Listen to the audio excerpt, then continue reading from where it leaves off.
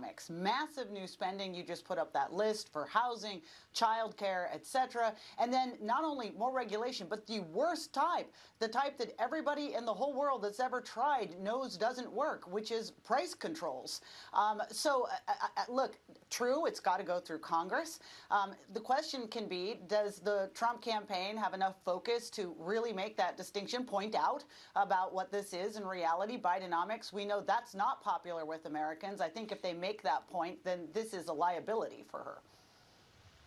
Hugh, 2 years ago this week on the Senate floor, this happened. On this vote,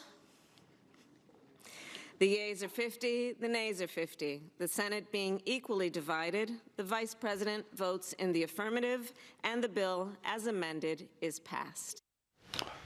That was $1.9 trillion, and a lot of people point to that and that vote and that bill that was called the Inflation Reduction Act, which didn't, as one of the biggest problems. That is the key bit of tape for the next 80 days, Brett, because when she voted for that, she unleashed this massive tidal wave of federal spending, which caused, of course, increased demand for everything and skyrocketing prices. I was astonished today. It took her 25 days. She hadn't been seen or heard from on policy for 25 days. 25 days to come forward with a policy that failed 50 years ago. Now, I ran the Nixon Library. I worked for President Nixon out of college. I built the library. I ran the foundation twice. You know, we do not have an exhibit on wage and price control because they are an absolute failure. I mean, no one liked wage and price controls. And for her to start with that, one more point, she talked a lot about housing today.